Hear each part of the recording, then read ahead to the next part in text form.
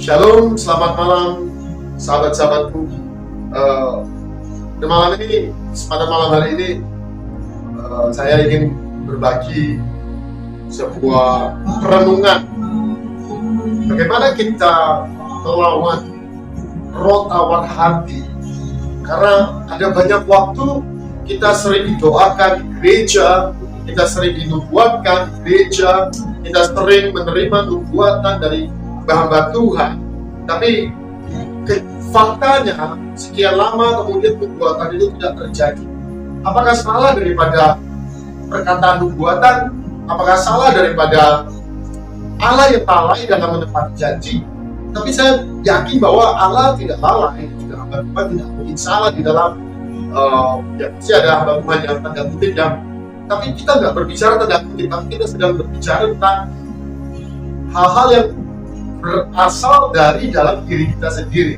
Setiap kali kita menerima nubuatan, kita ada di KKR, kita ada di ibadah, ketika seorang hamba Tuhan menumpahkan tangan, kita menerima perkataan nubuatan. Tapi esok harinya, ketika setelah kita pulang ke rumah, kita bangun, kemudian kita merasa bahwa ada sebuah peperangan rohani yang terjadi, dan kemudian membuat iman kita menjadi lemah kembali, dan membuat kemudian kita menjadi tawar hati. Amsal berkata, ketika kita tawar hati, maka kecillah kekuatan kita di saat pada masa kesesakan. Saya mau bilang bahwa iblis itu adalah penipu.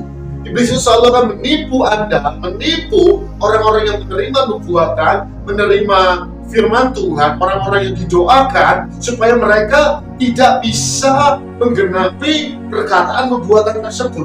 Nah, malam hari ini saya ini berbagi pada kita bahwa ada banyak waktu di mana iblis itu tahu siapa yang mau dipakai Tuhan. Iblis itu tahu siapa yang diurapi Tuhan. Iblis itu tahu tentunya siapa yang Allah sudah merencanakan orang tersebut dari awal untuk menggenapi kehendaknya. Sebab itu, maka sebisanya iblis dengan sekuat tenaganya untuk menggagalkan orang-orang tersebut.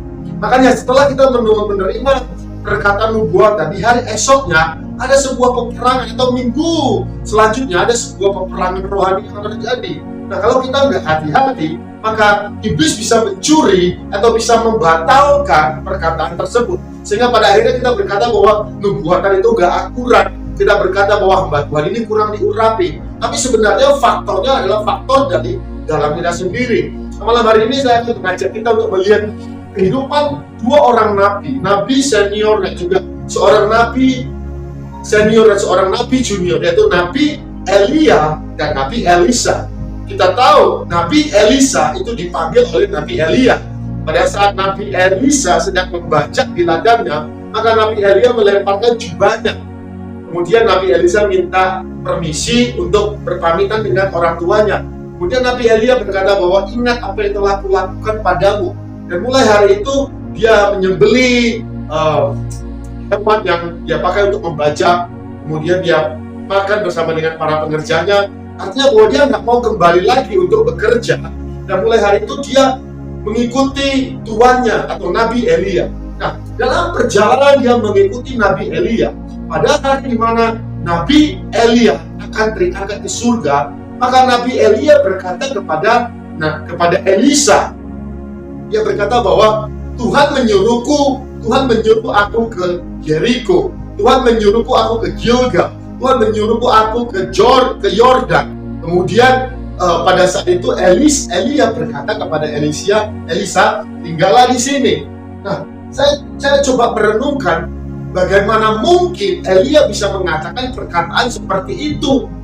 Elisa sudah meninggalkan semua pekerjaannya, keluarganya, dan mulai saat dia meninggalkan, dia mulai mengikuti Elia dengan sepenuh hati. Dan dia berkata kepada Elisa, tunggu, tinggalkan aku di sini. Anda bisa bayangkan seperti sebuah pengkhianatan tinggalkan Elisa. Tapi sekalipun itu Elisa berkata, demi Tuhan meninggalkan engkau. Itu dari Gilgal ke Jericho. Di Jericho juga Elia masih berkata kepada Elisa perkataan yang sama. Allah menyuruhku ke Jericho. Tapi kemudian Elisa berkata kepada Elia, demi Allah dan demi hidupmu aku tidak akan meninggalkan engkau. Anda bisa bayangkan selama 3 kali Gilgal ke Jericho ke Jordan, itu 3 kali. Nah, Saya cuma membayangkan kalau mungkin itu kita manusia biasa, kita nggak akan mungkin kuat. Tapi sekali lagi bahwa kita diminta untuk menjadi kuat di dalam Tuhan. Amin. Kita diminta untuk menjadi kuat di dalam Tuhan. Karena ketika kita kuat, maka kita akan menerima urapan untuk menuai, untuk harvest. Sebab itu saya katakan dari awal bahwa kalau kita mulai tawar hati, maka kecillah kekuatan kita. Ada banyak orang hari ini mereka menjadi tawar hati. Ketika mereka mengalami konflik, ketika mereka mengalami doa yang tidak dijawab Tuhan, ketika mereka mengalami proses hidup, maka mereka menjadi discouraged, mereka menjadi tawar hati. Ketika mereka tawar hati, maka mereka nggak punya kekuatan untuk harvest, untuk menuai. Karena tujuan akhir daripada kehidupan kita selain menjadi serupa dengan Kristus, maka kita juga diizinkan, diberikan kesempatan untuk menjadi para penuai. Kalau kita nggak punya kekuatan, kita nggak punya hati yang besar, kita nggak akan menuai. Nah, Elisa bisa saja dia berkata, aku sudah meninggalkan pekerjaanku, orang tuaku, tapi sekarang kau menyuruh aku tinggal di sini dan meninggalkan engkau. Bukankah ini seperti sebuah pengkhianatan? Nah, malam hari ini saya ingin mengajak kita untuk mengerti apa yang kita tangkap, maka itulah yang terjadi dalam hidup kita. If you view your life, if you view everything as a betrayal, maka itu akan menjadi betray. All the things will betray your life. Kalau kau melihat itu sebagai sebuah pengkhianatan, maka segala sesuatu dalam hidupmu akan mengkhianati engkau. Apa yang kau pandang, makanya penting bagi kita untuk memiliki perspektif yang benar.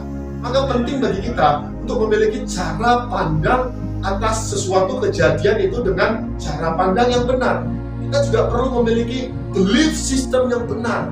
Karena ada banyak orang memiliki belief system yang salah. Akibatnya iman mereka porak-poranda, hancur. Hidup mereka nggak beraturan. Makanya penting bagi kita untuk melihat segala sesuatu yang terjadi.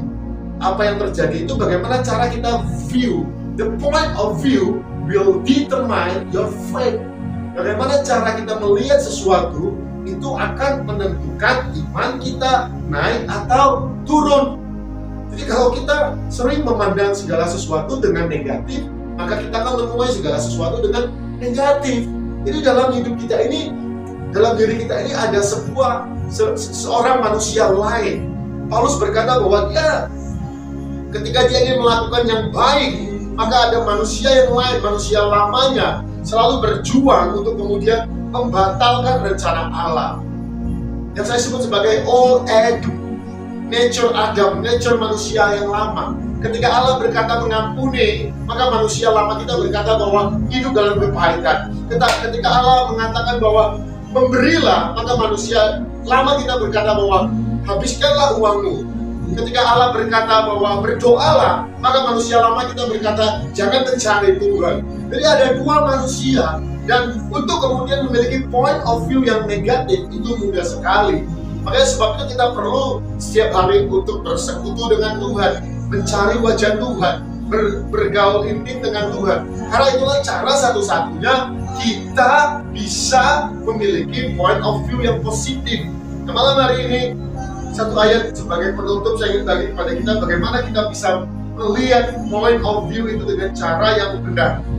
Filipi 4 ayat 8 berkata gini, jadi akhirnya saudara-saudara, semua yang benar, semua yang mulia, semua yang adil, semua yang suci, semua yang manis, semua yang sedap didengar, dan semua yang patut disebut sebagai kebajikan dan patut dipuji, pikirkanlah semuanya itu. Jadi apa yang kita pikir itu menentukan iman kita. Apa yang kita pikir, pikiran kita itu adalah seperti kita menabur sesuatu. Jadi kalau kita menabur hal-hal yang negatif, maka nggak heran kalau kita akan selalu menuai perkara-perkara atau buah-buah yang negatif. Jadi sekarang apa yang ada dalam pikiran kita? Coba malam hari ini kita cross check. Bukan salah hamba Tuhan yang bernubuat, bukan salah orang yang mendoakan kita. Bahkan kalau boleh saya bilang bukan salah gereja di tempat di mana kita beribadah. Ada banyak orang menyalahkan gereja di tempat di mana mereka beribadah. Ada banyak orang menyalahkan ini dan itu dan ini dan itu. Elisa bisa saja menyalahkan Elia. tapi dia berkata, demi Allah dan demi hidupmu, aku tidak akan meninggalkan engkau. Dia bisa melihat ada opportunity. Ada banyak orang nggak bisa lihat opportunity. Elisa bisa melihat opportunity untuk naik ke level yang tinggi-tinggi. Di dalam sebuah chaotic situation, dalam sebuah situasi yang chaos, kita harus bisa melihat bahwa ada opportunity, ada kesempatan, ada pintu yang terbuka untuk kita diberkati, untuk kita dipromosi, untuk kita naik ke level yang lebih tinggi. Saya berdoa Anda menjadi pribadi-pribadi yang tidak tawar hati dalam menghadapi kesusahan, tapi aku berdoa Anda semua mendapat kekuatan yang baru untuk menuai, kekuatan yang baru, urapan yang baru. Sekalipun udah orang berkata hidupmu seperti ini, tidak memiliki pengharapan, seperti ada rombongan Nabi yang berkata kepada Elisa, hari ini Tuhanmu akan diangkat, engkau mau jadi apa? Tapi Elisa cukup berani berkata, aku tahu, diamlah. Kita perlu berkata kepada situasi kita, suara-suara negatif yang mencoba untuk kita berpikir, memaksa kita berpikir negatif. Kita harus berkata, shut up, diamlah. Kita harus cukup berani berkata, sehingga dengan demikian kita bisa selaras, kita bisa align dengan kehendak Tuhan, dengan jalan Tuhan. Saya berdoa Anda menjadi pribadi-pribadi yang akan mengalami kemenangan. Sampai di sini saja firman Tuhan yang saya bagi. Tuhan Yesus memberkati kita semua. Shalom. Haleluya.